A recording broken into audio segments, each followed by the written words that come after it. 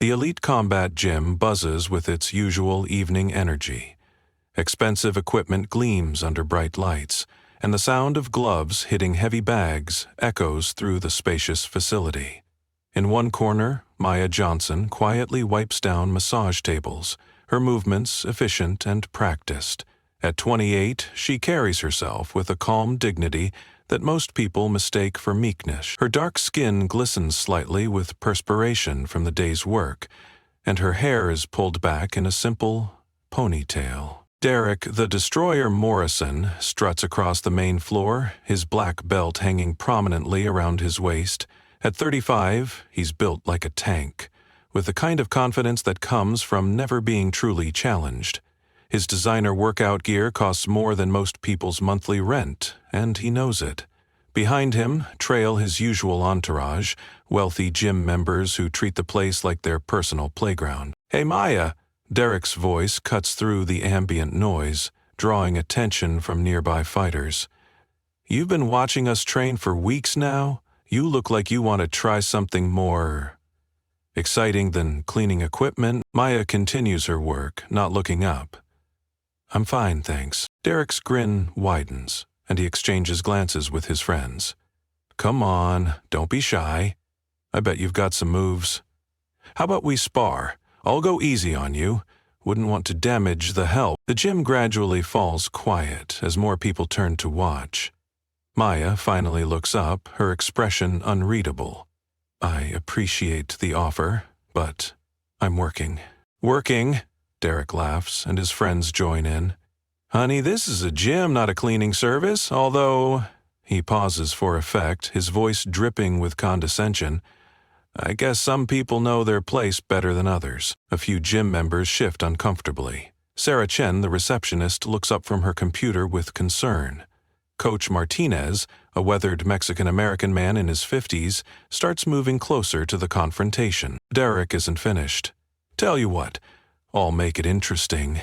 If you can land even one hit on me, I'll give you $100. But when you can't," he shrugs dramatically, "maybe you'll understand why some people fight and others just clean up after them." The racial undertones hang heavy in the air.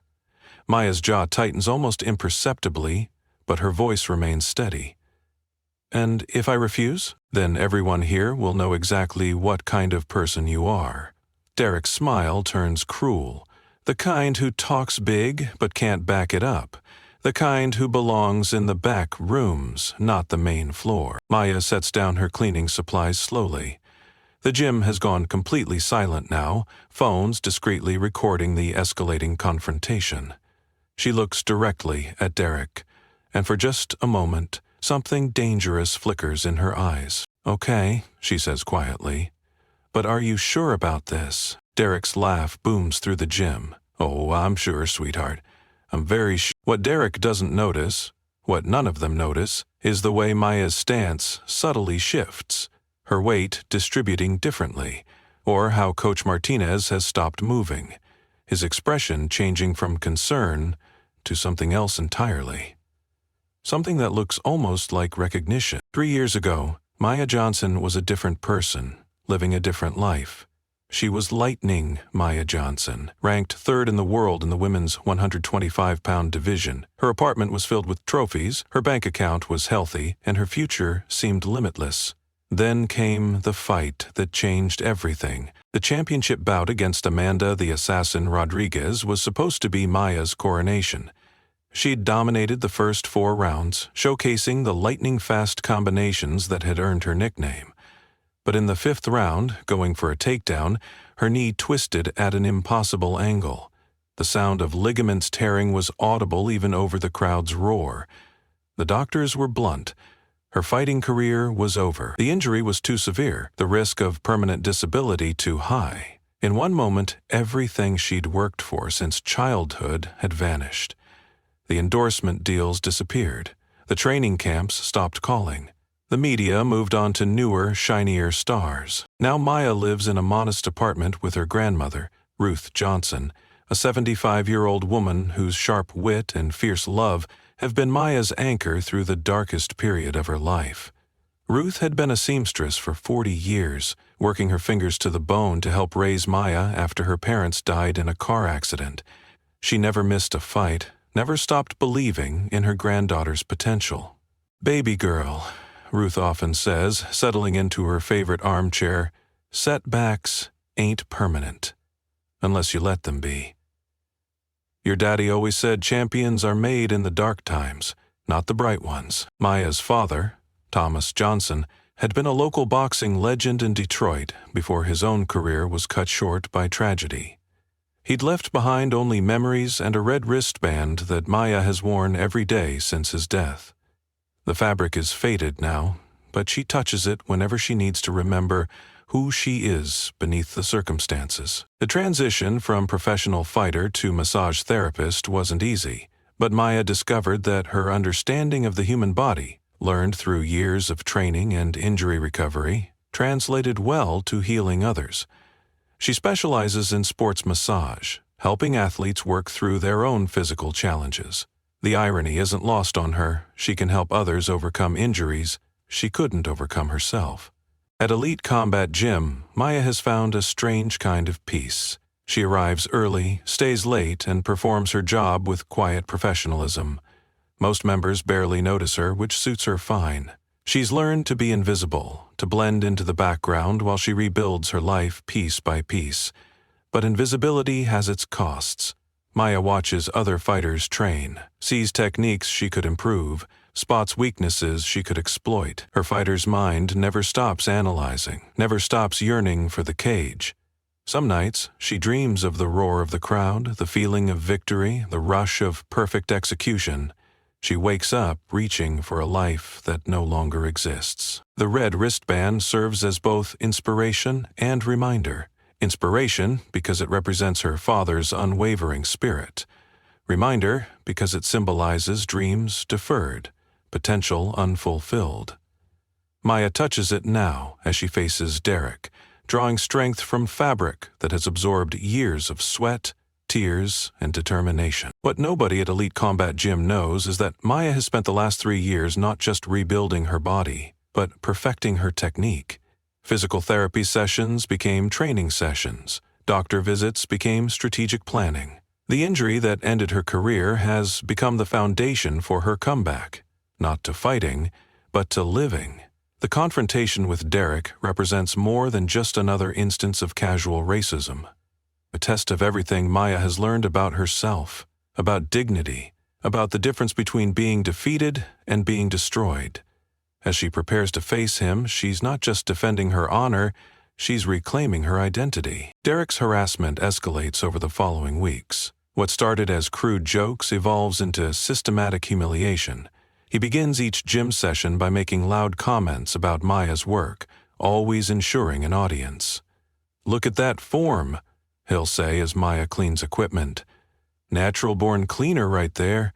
Some people just know their place." His friends, a collection of trust fund babies and social media influencers, join in enthusiastically. They request Maya's services for trivial tasks, snapping photos when she complies. "Get a picture of this," one of them says. "We're helping provide employment, community service, you know." The comments get more pointed, more personal. Derek begins referencing Maya's race with increasing boldness. "You know what I love about this place," he tells his friends loudly. "Everyone knows their role. The help stays in the back, the fighters stay up front. Natural order." Coach Martinez tries to intervene multiple times. "Derek, man, that's enough. She's just doing her job." Derek's response is swift and cutting. "Martinez, remind me who pays your salary, because last I checked, my family's membership fees keep this place running. You want to keep coaching here, or do you want to find another job?" The threat hangs in the air. Martinez, a former professional boxer himself, has 3 kids and a mortgage. He needs this job, and Derek knows it. The coach's hands clench into fists, but he steps back, his silence bought with economic pressure. Sarah Chen, the receptionist, faces similar intimidation. When she speaks up for Maya, Derek leans over her desk with a smile that doesn't reach his eyes.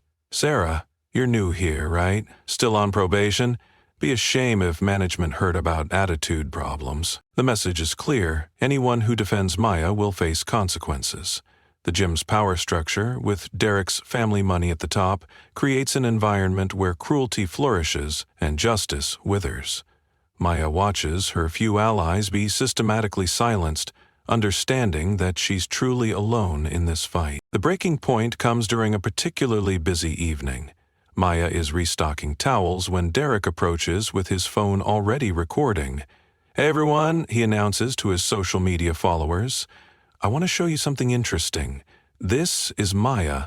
She works here. Maya, tell my followers what you do." Maya keeps working, ignoring the camera. Derek moves closer, his voice taking on a mocking tone. "She's shy, guys, but don't worry, she's very good at what she does. Cleaning, serving, staying quiet, all the things that come naturally.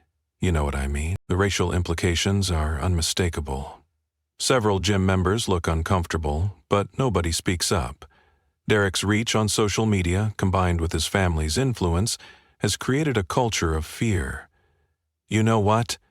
Derek continues, his voice rising. "I think Maya's hiding something. I think she's got some fight in her. What do you say, Maya? Want to show everyone what you're really made of?" Maya's response is quiet but firm. "I'm not interested in your games, Derek." "Games?" Derek laughs, playing to both his live audience and his online followers. "This isn't a game. This is education. Some people need to learn their limitations." The harassment reaches its crescendo when Derek orchestrates Maya's termination. He plants expensive equipment in her locker, then discovers it during a fake search. The setup is obvious to anyone paying attention, but Jim Patterson, the gym manager and Derek's father's golf buddy, doesn't care about evidence. "Maya, I'm sorry, but we can't have theft in our facility," Patterson says, his tone suggesting he's anything but sorry. "Your employment is terminated effective immediately." Maya stands in the manager's office, surrounded by Derek's triumphant smirk and Patterson's false sympathy. The planted evidence sits on the desk between them like an accusation she can't refute. Security cameras were mysteriously malfunctioning during the time period in question. "This is bullshit and you know it," Maya says, her composure finally cracking.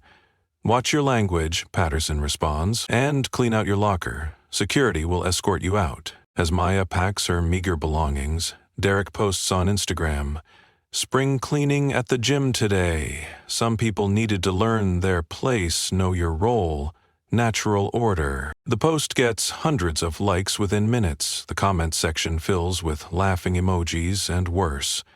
Maya walks out of Elite Combat Gym with her head held high, but inside she's devastated.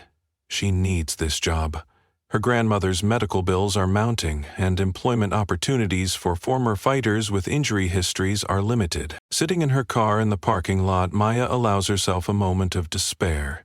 3 years of rebuilding her life, of finding dignity in honest work, of proving to herself that she could survive outside the cage. All of it undone by one racist's entertainment. But as she touches her father's red wristband, Maya remembers something her grandmother always says. "Baby girl, sometimes you got to lose everything to find out what you're really made of." The setback isn't permanent, unless she lets it be.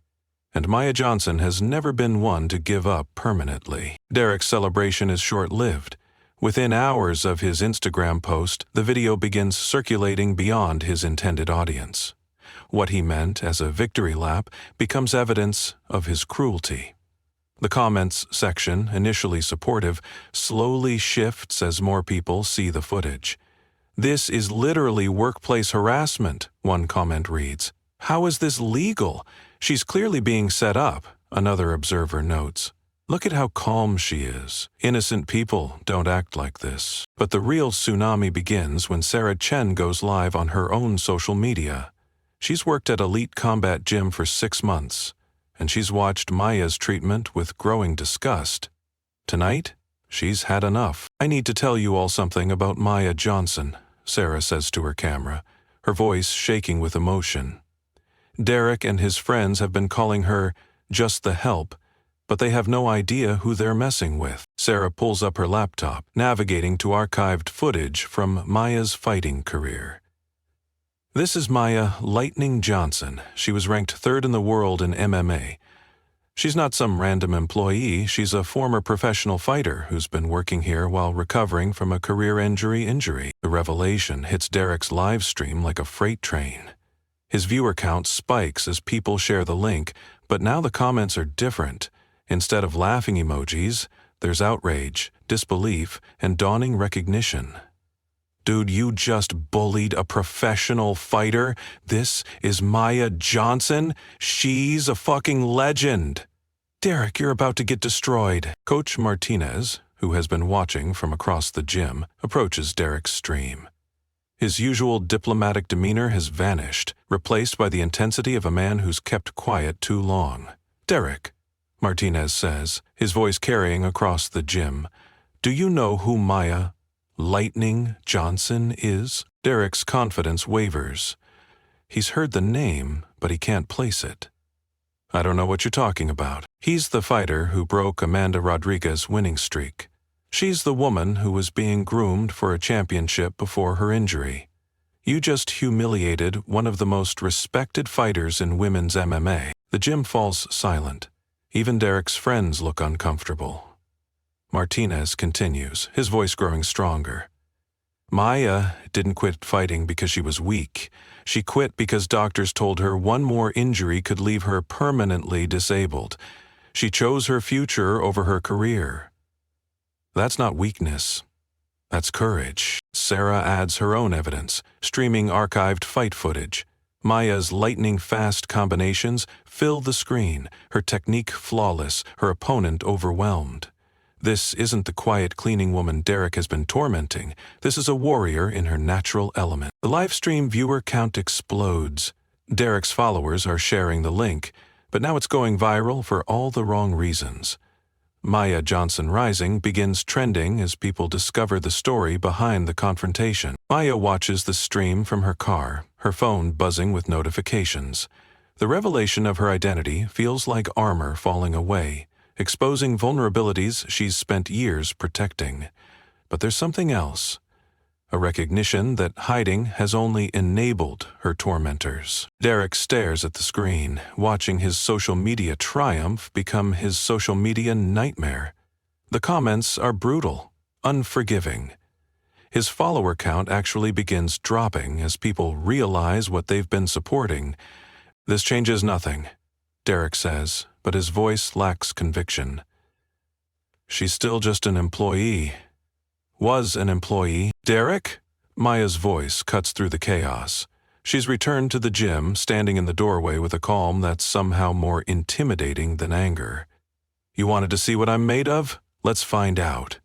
The challenge hangs in the air. Derek can't back down now, not with thousands of people watching, not with his reputation on the line.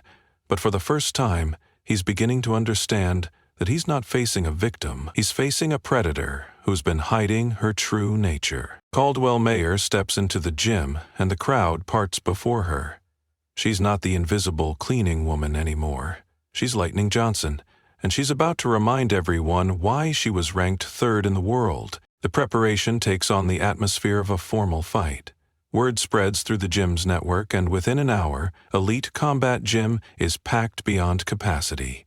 People squeeze into every available space, phones recording from every angle. The live stream viewer count reaches astronomical numbers as the story spreads across social media platforms. Derek strips down to his fighting gear, his movements sharp and aggressive. He's trained for this moment his entire life, the chance to prove his dominance in front of an audience. His black belt means something, his technique is solid, and he outweighs Maya by 40 pounds. In his mind, this is still a foregone conclusion. Maya changes into simple workout clothes, black shorts and a gray tank top. No fancy gear, no elaborate warm-up routine. She wraps her hands methodically, each movement precise and practiced. The red wristband remains on her left wrist, a splash of color against the clinical white of the hand wraps. You sure about this? Coach Martinez asks quietly. Your knee. The knee's fine, Maya responds, her voice steady. I've spent 3 years making sure it's fine. The rules are simple. 3 rounds. Standard MMA guidelines with Martinez serving as referee. Derek insists on full contact, no holding back. He wants to dominate completely, to prove that his earlier harassment was justified by superior skill. As they face off in the center of the makeshift ring, Derek can't resist one final taunt. You know, even if you were good once, that was then. This is now. And now, you're just another has-been trying to relive past glory. Maya's response is almost inaudible, meant only for Derek's ears. We'll see. The first round begins with Derek launching an aggressive assault. He's powerful, skilled, and confident. His combinations are textbook perfect, his footwork solid. Maya moves defensively, staying just out of range, her movements economical and measured. To the crowd, it looks like Derek is winning. His strikes are louder, more dramatic. Maya seems to be barely surviving, occasionally checking her knee as if testing its stability. Derek's friends cheer with each near miss, and even some neutral observers begin to wonder if Maya has made a terrible mistake. Come on, Derek shouts between exchanges. Is this what a professional fighter looks like? I thought you were supposed to be good. But Maya is doing something Derek doesn't recognize. She's studying him, cataloging his patterns, measuring his timing. Every defensive movement serves a purpose. She's downloading his entire fighting system while giving him the illusion of dominance. As the round ends, Maya touches her knee and winces slightly. Derek's confidence soars. You're already hurt, he taunts. This is going to be easier than I thought. The second round transforms everything. Maya's muscle memory fully awakens, and the fighter emerges from 3 years of hiding. Her footwork becomes fluid, her head movement mesmerizing. Derek throws the same combinations that dominated the first round, but now they hit nothing but air. Maya begins her counterattacks, precise, devastating, perfectly timed. A left hook catches Derek in the liver, doubling him over. An uppercut snaps his head back. A leg kick buckles his stance. Each strike is placed with surgical precision, targeting nerve clusters and pressure points that Derek didn't know existed. What the hell? Derek gasps, his earlier confidence evaporating. This isn't the defensive fighter from round 1. This is something else entirely. A predator who is simply choosing her moment to strike. The livestream comments explode with recognition. OMG, she's back! This is the real Maya Johnson. Derek is about to get destroyed. Maya's technique is flawless, her timing perfect. She's not just winning, she's demonstrating the vast gulf between amateur and professional, between talent and mastery. Derek realizes with growing horror that he's been playing checkers, while Maya has been playing chess. Derek's response is predictable and desperate. Unable to match Maya's skill, he resorts to dirty tactics. He throws an elbow after the break, attempts an illegal chokehold, uses his weight to try to overwhelm her with brute force. Martinez calls the fouls, but Derek ignores the warnings. His friends in the crowd begin shouting encouragement for his increasingly desperate tactics. Whatever it takes, one of them yells. She's not that good. But Maya adapts to every dirty trick with calm professionalism. She neutralizes the illegal holds, counters the cheap shots, and continues her systematic dismantling of Derek's game. Her expression never changes, focused, determined, unimpressed by his violations. The crowd's energy shifts decisively. What began as entertainment becomes something more profound. A masterclass in resilience, skill, and grace under pressure. Maya isn't just winning a fight, she's reclaiming her identity in the most public way possible. Derek's desperation reaches its peak when he attempts a takedown that could seriously injure Maya's repaired knee. The crowd gasps, but Maya sees it coming. She sprawls perfectly, using Derek's momentum against him to secure a dominant position. Are you done? She asks quietly, her voice carrying clearly in the sudden silence. Derek's response is to swing wildly, abandoning all technique in favor of rage. Maya slips the punch effortlessly and lands a counter that sends him stumbling backward. The difference in their skill levels is now undeniable to everyone present. As the third round begins, a new voice cuts through the crowd's noise. "Maya! Show them why you were number 3 in the world." Maya turns to see Amanda the Assassin Rodriguez pushing through the crowd. Her former opponent and current friend has arrived with Dr. Williams, Maya's rehabilitation specialist. The woman who ended Maya's career is now here to witness her vindication. "Your knees cleared all the medical tests," Dr. Williams calls out. "You're stronger than you've ever been." The support from her former rival and medical team provides Maya with something she's lacked for 3 years: validation from the professional fighting community. She's not just a former fighter trying to recapture past glory. She's a current fighter who's ready to prove her worth. Maya's demeanor shifts one final time. The careful, defensive fighter disappears, replaced by the Lightning Johnson who once dominated the world's best competition. Her stance changes, her movement becomes more aggressive, and her strikes carry the power that once made her famous. Derek senses the change and panics. This isn't the woman he's been harassing for months. This is someone else entirely. Someone dangerous, skilled, and completely confident in her abilities. Maya unleashes her signature combination, the Lightning Storm. 5 strikes in rapid succession, each one perfectly placed, each one building on the last. Derek's defenses crumble under the assault. His head snaps back, his body doubles over, and his legs give out. The combination that made Maya famous 3 years ago works just as effectively today. Derek crashes to the ground, completely overwhelmed.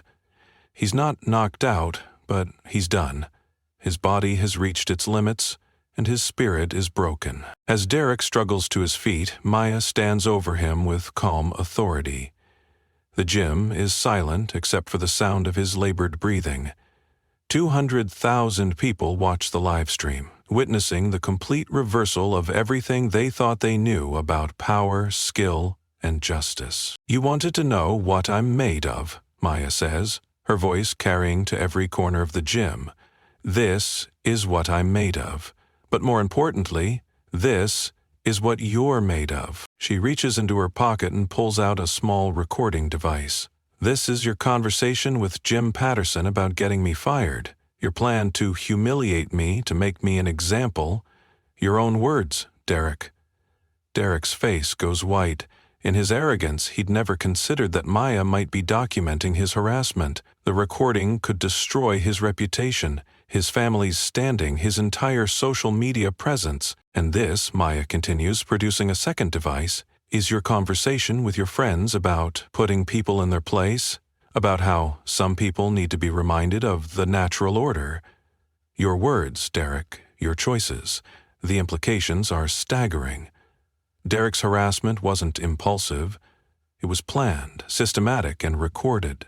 Maya has evidence of everything, from the discrimination to the setup that got her fired. Maya addresses the camera directly, speaking to the massive online audience. "I didn't come back to fighting to prove anything to the world. I came back to prove something to myself. But sometimes you have to fight to protect people who can't protect themselves." She looks down at Derek, who's still struggling to comprehend how completely his world has collapsed. "I retired from professional fighting because I thought my fighting days were over. But I was wrong. Some fights are too important to walk away from." The final words Maya speaks become instantly iconic, shared across social media platforms within minutes. "I spent 3 years learning that comeback isn't about returning to who you were. It's about becoming who you're meant to be. And Derek," she pauses, letting the weight of the moment settle, "you can't come back from being a racist, but you can learn to be better. I hope you do." The aftermath is swift and decisive. Derek's social media accounts are flooded with criticism, his follower count plummeting as sponsors distance themselves from the controversy.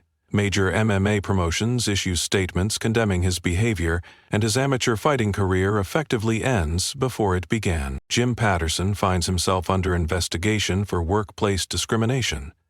with Maya's recordings providing clear evidence of systemic harassment. The gym's parent company, fearing legal and public relations disasters, removes him from his position and implements new anti-discrimination policies. The video of Maya's victory reaches 20 million views within 24 hours. Maya Lightning returns trends globally as people share the footage, creating a viral moment that transcends sports and enters mainstream culture. But Maya's response to her newfound fame surprises everyone. She declines interview requests from major media outlets, turns down lucrative comeback fight offers, and refuses to capitalize on her viral moment. When approached by ESPN for an exclusive interview, her response is simple: "I proved what I needed to prove. Now I have work to do." The work Maya chooses is more meaningful than any championship belt. She accepts a position as head trainer at Elite Combat Gym, but on her terms. Her first demand is the creation of a new program specifically designed for athletes recovering from career-threatening injuries. Second Chance MMA becomes Maya's passion project. Working with Dr. Williams, she develops revolutionary training methods that combine cutting-edge rehabilitation techniques with traditional martial arts instruction. The program doesn't just help fighters return to competition, it helps them rediscover their identity beyond their sport. Maya's approach is holistic, addressing the mental and emotional challenges that accompany physical recovery.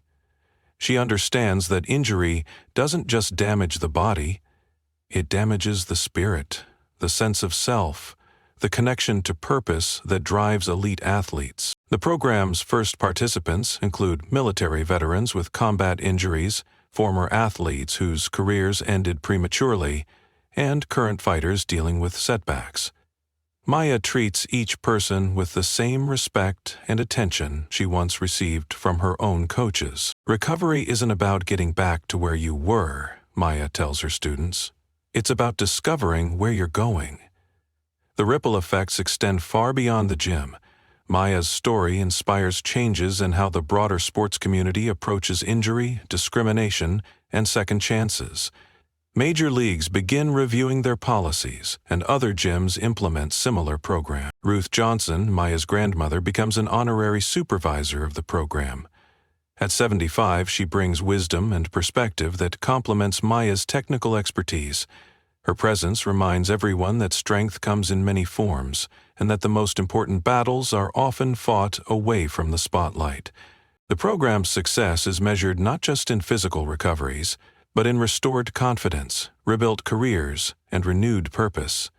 Maya has created something more valuable than any championship, a legacy of hope for people who thought their dreams were finished. 6 months after the confrontation with Derek, Maya stands in her expanded training facility, watching a group of injured veterans work through their rehabilitation routines.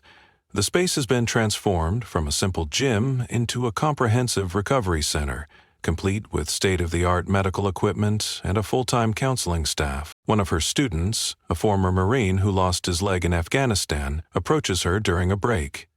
"Coach Maya, I never thought I'd feel strong again, but this program, it's given me something I thought was gone forever." Maya's response reflects the wisdom she's gained through her own journey. "You were always strong. We just helped you remember." The conversation is interrupted by Sarah Chen, who still works at the gym but now serves as program coordinator. "Maya, we have a problem. Good problem, but still a problem.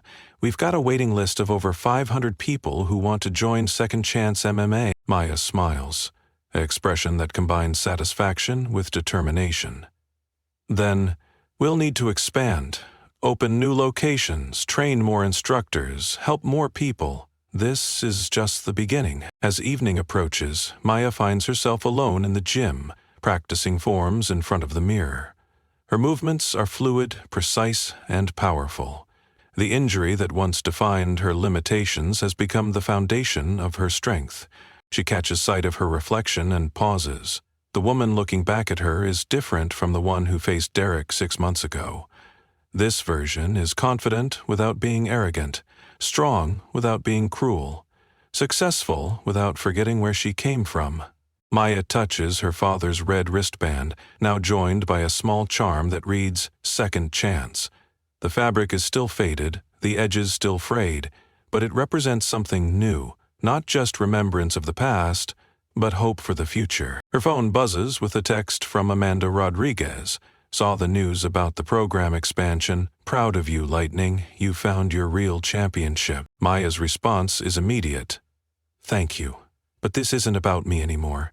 It's about everyone who thought they were finished but weren't ready to quit." As she locks up the gym and heads home to her grandmother, Maya reflects on the journey that brought her here. The confrontation with Derek seems like a lifetime ago, though the lessons learned remain fresh. She'd entered that fight to defend her dignity, but she'd discovered something more valuable: her purpose. The drive home takes her through neighborhoods where children play in small parks, where people work multiple jobs to support their families, where dreams are deferred but not destroyed. Maya sees potential everywhere: in the teenager shooting baskets alone, in the woman jogging despite her obvious limp, in the elderly man teaching his grandson to throw a baseball. At home, Ruth Johnson waits with dinner and stories. At 75, she's as sharp as ever, her observations about life cutting through complexity with startling clarity. "Baby girl," she says, as Maya settles into her chair, "you know what I'm proudest of? Not that you won that fight, that you chose to fight for the right reasons." Maya nods, understanding that her grandmother's approval means more than any championship belt or viral video. "I finally figured out what Dad meant when he said champions are made in the dark times. It's not about winning when everything's easy. It's about finding purpose when everything's hard." The conversation drifts to plans for the program's expansion, to the people they'll help, to the lives they'll change. Maya's vision extends beyond individual recovery to systemic change, a world where setbacks become setups, where injury becomes opportunity, where the end of one dream becomes the beginning of another. As the evening winds down, Maya steps onto her apartment's small balcony, looking out over the city lights. Somewhere out there, people are struggling with their own versions of her challenges: discrimination, injury, lost dreams, uncertain futures. Her story has become their story, her victory their inspiration. She thinks about Derek, who she's heard is working at a small gym across town, teaching children's classes and keeping a much lower profile. There's been no apology, no acknowledgement of the harm he caused, but there's also been no repeat of his behavior. Sometimes change begins with consequences, not contrition. Maya's phone contains hundreds of messages from people sharing their own stories of comeback, of resilience, of refusing to accept defeat. Each message represents someone who saw her fight and decided to fight their own battles. The ripple effects of that one confrontation continue to spread, touching lives in ways she never expected. Tomorrow will bring new challenges, new students, new opportunities to transform setbacks into comebacks. Maya welcomes the work, understanding that her real championship isn't measured in wins and losses, but in lives changed and dreams restored. As she prepares for bed, Maya catches sight of herself in the mirror one last time. The woman looking back is a champion, not because she won a fight, but because she chose to fight for something bigger than herself. The journey from professional fighter to cleaning woman to program director has taught her that identity isn't about what you do, but about who you choose to become. The red wristband rests on her nightstand, its faded fabric catching the light. Tomorrow, she'll put it on again, carrying her father's memory into another day of helping others discover their own strength. The cycle continues, setbacks become comebacks, and Lightning Johnson finds her way home to who she was always meant to be. In the quiet of her room, Maya allows herself a moment of satisfaction. She's built something lasting, something meaningful, something that will continue long after she's gone. The fight with Derek was just the beginning. The real victory is the program, the people, the proof that second chances are always possible for those willing to work for them.